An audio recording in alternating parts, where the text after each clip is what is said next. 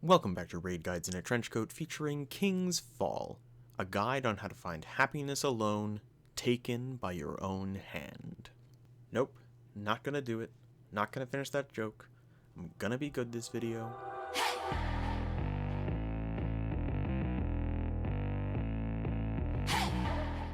I've gotta say that this is a really intimidating raid to make a guide for because just about every rabid raid fanboy and their grandmother swears up and down that the Taken King was the best expansion and that King's Fall was the best raid. I've already shit on speedrunners and PvP sweats in this series, and if I give the Die-Hard Collector's Edition hoarding fanboys a reason to hate me, then I might as well have shot my entire audience in the foot like a therapist fixing their clients to the point where you stop being able to cash in on their insurance money. In any case, I'm sure that this introduction encounter was pretty novel when the only raids you had to compare it to were Base Vault of Glass and the Strike playlist's strange cousin Crota's End, but in the Common Era there are more engaging danger balls between the Deepstone Crypt, Pit of Heresy, and Spire of Stars. At least people could go back and play King's Fall if they were getting a little nostalgic. I miss my greed balls very dearly. Guy who's replacing Joe Blackburn, can I please have them back? As far as this encounter is concerned, you'll have two balls spawning. One on the right half of the arena, and one on the left. Have two people pick them up, and then much like high school sweethearts intent on going to colleges on opposite coasts, their spawns will slowly be drifting apart over the course of the encounter. The goal is to bring them back together for fall break, Thanksgiving break, winter break, spring break check, got 'em, summer break, you get the idea. Group up the glowing statues and dunk together. That said, if you're dunking more than a few seconds apart, then it's off to Craigslist's missed connections for you and you're gonna need to do that round again. There will be Taken Blight walls that the other four players should focus on since the two ball players won't have access to their guns. Or maybe you don't need to focus on them because everyone forthcoming enough to do the balls seems to know how to jump around this wall besides me. Deposit all 6 pairs of ball on time, check the red chest symbols underneath the platform, claim your Chelchis, and then run off towards tomb ships. If you wanted to practice your long distance skating, then this is the place to do it. You'll start on this tome ship and then you'll have to somehow end up over on this ledge. Either by following the 5-minute long laundry list of bus transfers that makes inner-city public transit seem competent by comparison, or you skate. Or you do a little half and half. Skate to the first platform and then still wait the whole duration for the tomb ships to catch up to where you are. At least it's a few less junk that you could fire up. This is starting to drag on a bit, so I'll be brief. Stand on the plates to lower the barricade, get everyone from here to here, and then you're basically to...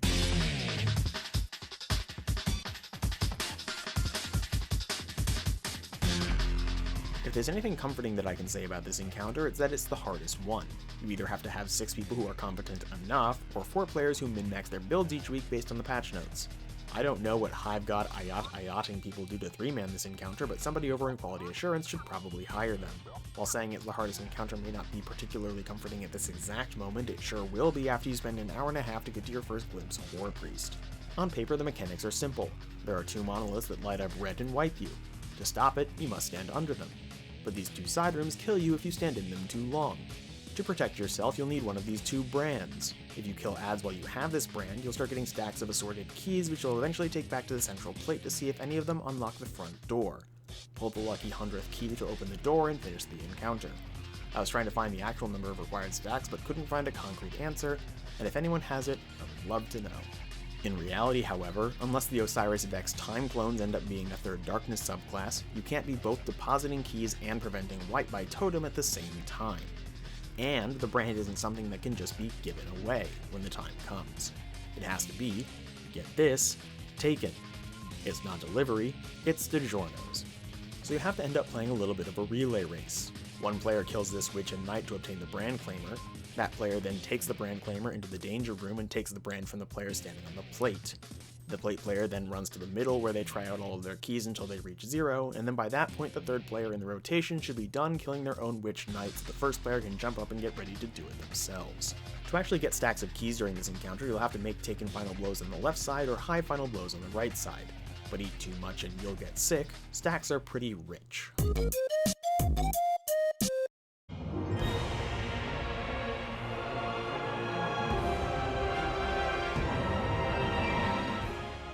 Hide your kids because war isn't the scary part about this guy. Now that you're through the door, welcome to the boss gauntlet section of the raid. From here on out, everything is a DPS check, especially on Master. For War Priest in particular, you'll still need to have at least 3 people doing real mechanics in the forms of plates and knights.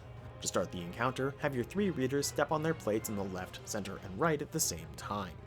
You'll enter into a rather extensive ads phase, and then a chat message will appear saying, "Glyph reading sequence started." The center player will step onto their plate, dodge off of it, step back onto it, and then the chat will read, "Glyph sequence failed." In reality, what should happen is that when glyph reading begins, the center player will jump on the plate and read. But much like Christmas gift shopping, it'll be very obvious when you see a gift for the player on the right side, it'll be very obvious when you see a gift for the player on the left side, but when somebody asks you what you want for Christmas, there isn't an answer to be found. The adults in the room know what I'm talking about. Now, if there is by some fluke of the algorithm some grade schoolers watching my videos, first, it's probably past your bedtime and I think you should go to bed.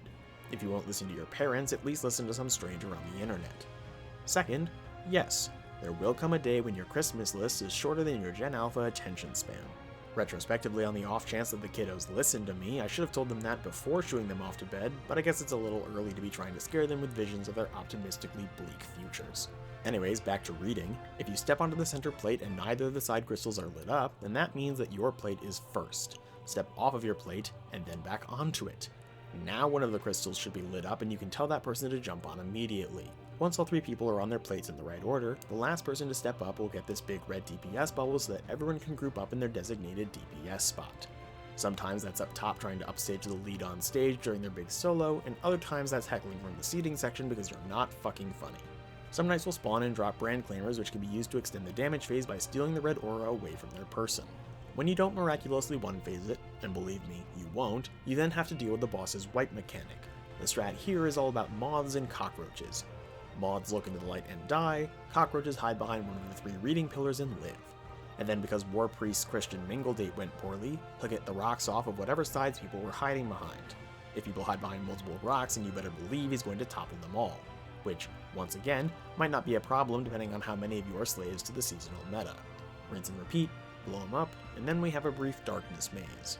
If you want secret chest loot, you have to step on plates in a certain order where the fourth one is hidden up through this bullshit hole, but otherwise just clamber around through the dark and group up by this door.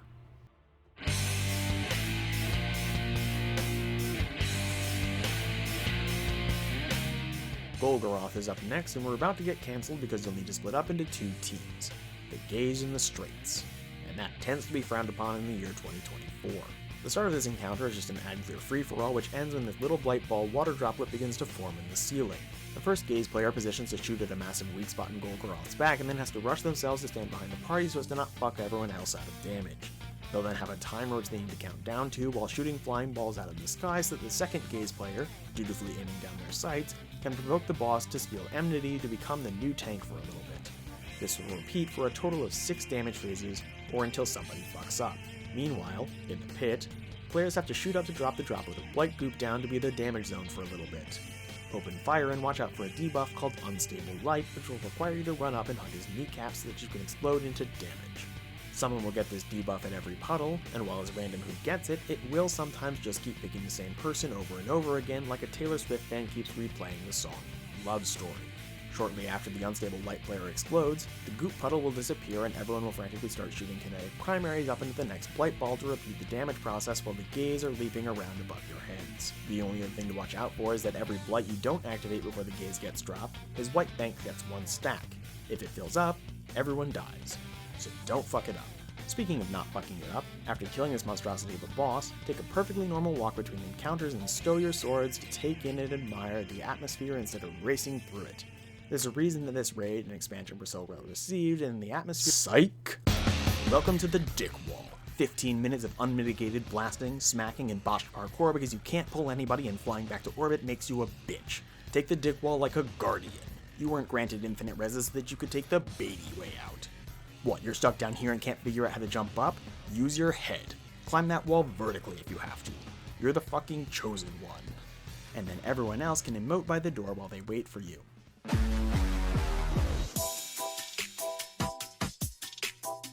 If you've been around the Destiny 2 content circle for a while, you might remember a series about using a 6 stack of every exotic in the game to kill a raid boss. That's this encounter. And if the video proof of Wave Splitter, Crimson, Hierarchy of Needs, and Post-Nerf Anarchy all being enough to pass the damage check isn't enough for you to realize how easy that part is, then maybe you're the problem in your LFG group. Again, I don't often talk about Destiny 2 weapon strategies on bosses because of the meta's inability to choose what it wants for dinner, but this encounter I doubled down on that more so than any other. Hell, if it can be done with Colony, then I'm sure the busted up travelers chosen from Red War isn't far behind. But that's the damage phase, and there is a lot more to this encounter than the damage half of it. Around the room are 4 plates, and the best course of action is to give 4 of the players each a plate and then have 2 people floating around to pick up plates when they're needed. So I think there's been enough video releases at this point that I can move back around into using the far superior callouts. Leviathan callouts. God, I miss Year 1 Callus. Guy who's replacing Joe Blackburn, please. That'll make these plates, rotationally as you're looking at the hulking mass of Saturn in the skybox, Sun, Dog, Axe, and Cup. So now, unlike most encounters where you get assigned to a plate, you're going to spend most of your time not standing on it. When the encounter begins, a knight will spawn on top of one of the plates, and that indicates that it's the starting plate. Whomever's plate it is should kill the knight and hop on top of it.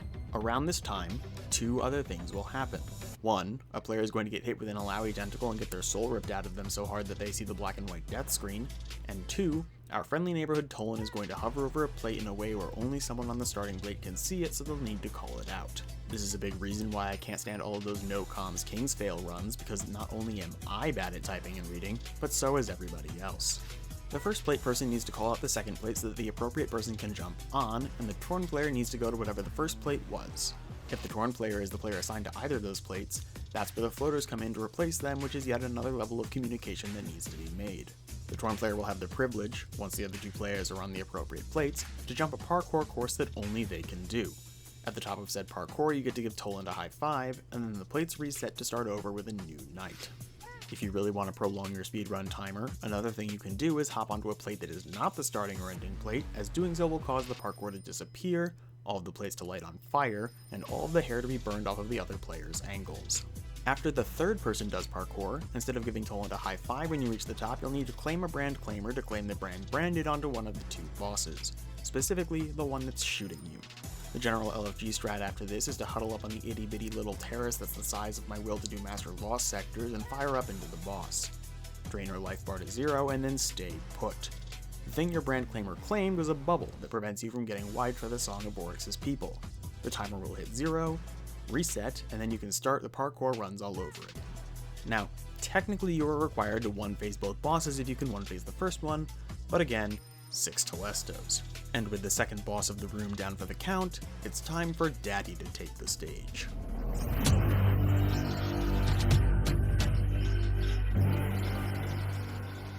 He's the Hive God, the Taken King, father of the disappointing children you just beat up on your way down the lane. A guy so powerful that he went through all 30 days of No Nut November and evolved the power to take himself. Alright, so my focus group was upset with the inclusion of Leviathan callouts in the Daughters encounter, so for this one we're going to make sure that their voices are recognized and heard. I will not use Leviathan callouts, nor will I use the Burger callouts that all too often get passed around as the official meme callouts for this encounter. Instead, I'm going to do what I do best and make up my own on the spot. Because instead of Burger King, have it your way where I can't have it my way unless I cut down from 17 slices of cheese to a measly 1, we're going to go to the place where you really can have it any way you want. Your friendly neighborhood all-you-can-eat Chinese buffet. We've got the plate staples: lo mein, fried rice, white rice, orange chicken. The platforms that appear when people stand on the appropriate plates: spring rolls. The blights: crab rangoons. I recognize that the burger callouts have all these little mayo and ketchup callouts for specifically which blight is being taken, but if I wanted to do such a poultry imitation, I would have gone to the vegan grocery store for some tofurkey. That said, this corner is absolutely duck sauce. Oh fuck, we haven't even started talking about the encounter. So a lot of the first half plays out like the Daughters encounter with a few minor differences. First, instead of looking around for a knight to tell you where to start, Oryx is going to jungle gym his way around to a plate before giving a good old fist, which will then mark it as your starting plate for round 1. Rounds 2 and 3 will just need to look for whichever plate is lit up green, as, once again, there will not be any knights to tell you where to go. There will also be these ogres that spawn out of the ground over the course of the running phase, and it is in everyone's best interest to kill them where they spawn. They drop a crab rangoon when they die, which this hungry light eater is going to make a beeline for, and you need to instead satiate his hunger with bullets, or else it'll shorten your damage phase. Speaking of the damage phase, once the third parkour is done and the brand claimer is claimed, instead of stealing it from the Daughters, there will be a knight running around near the middle which you can steal the Dome of Protection from. With the bubble in your team's hands, all of the plate people should line up next to their crab rangoons with a floater filling in for whichever person has the protective bubble. Oryx will call upon the darkness, which, with all the revelations we've gotten in the Year of Lightfall, I believe just means that Oryx thinks really hard. This is your cue to partake of the Crab Rangoon until you see your in-game name has detonated a corrupted light or whatever lore-accurate thing is actually happening in this fight. Rush back to the bubble before your Crab Rangoons explode, and then Oryx's chest will open up and allow you to do damage. Exhaust your ammo, and then you'll get the post-damage phase. Here, you'll either face the Blessed Rains of Africa, or get pulled one by one into the Dome of Brazil. The Dome mechanic is very reminiscent of a story mission that no PC-playing Destiny player has ever had the pleasure of being able to partake in. Oryx has a little clone boy hiding in the walls, and you play Rat Exterminator trying to flush him out and hurt him enough to flee. If you don't do this fast enough, you wipe. Meanwhile, if you get the reigning holy water that, like Santa Claus, knows exactly what you've gotten up to in your life, then it'll be a mad dash to kill all of the knights on plates to end the torrential bombardment. Repeat the process until you hit the final stand. In Final Stand, there will be 2 more ogres that spawn, one south of Lo Mein and the other south of Fried Rice, which need to be killed and their Crab Rangoons dropped once more. Oryx thinks really hard, 2 players feast, and everyone else unloads their reserves until the Taken King's health bar is depleted for good. And congrats! That's King's Fall. Look at it. Right there. The king is falling. To Saturn. I mean Titan. Where we'll definitely never see or hear from him again. Well, one of those things is true anyway. Go watch a real guide.